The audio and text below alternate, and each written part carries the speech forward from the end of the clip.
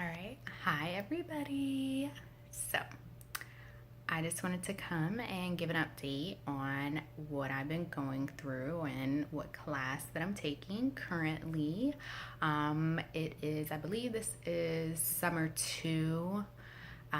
Pretty soon I'll be starting fall one semester, but right now I'm taking psychopathology, abnormal disorders, which is really interesting because you get to learn about the DSM-5 and basically how to diagnose, because that is the key. You never want to have a client in your office and either you are missing the symptoms that they are showing, or you're quick to diagnose them with something that's incorrect, which unfortunately you hear stories time and time again. Which this class helps you to understand the significance of early detection and early intervention. So we're learning about, bipolar disorder, autism.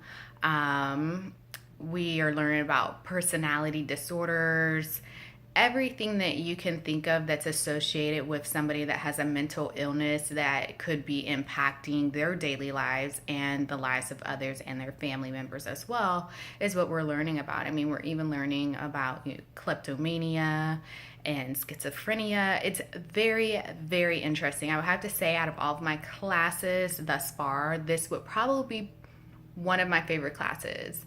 The DSM-5 really talks about what are the symptoms, what do they look like, because there's no way you're going to memorize every single symptom and what it looks like, because there are co-disorders. You can have a client that is sitting in your office that is exemplifying symptoms that could actually be a part of multiple disorders.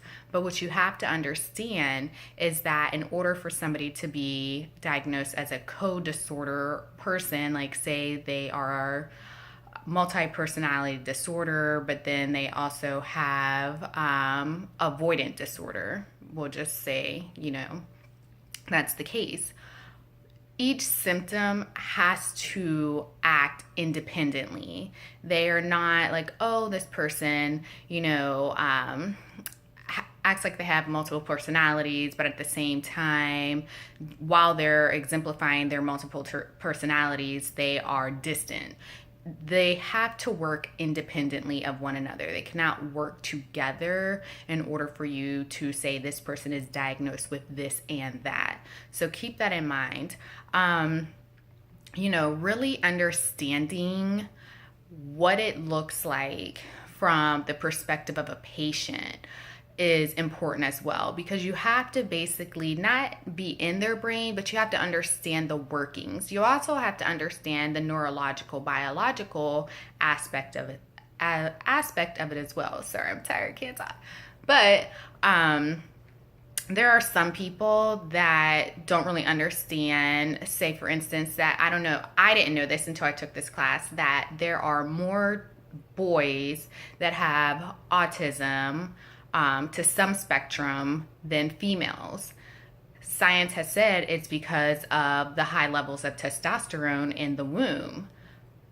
Didn't know that. But now that I think about it, most autistic children that I've encountered, and even with my mom being a certified teacher, have been male students. It's not to say that females cannot be, but the percentage is so much higher than it is for a female to actually have autism.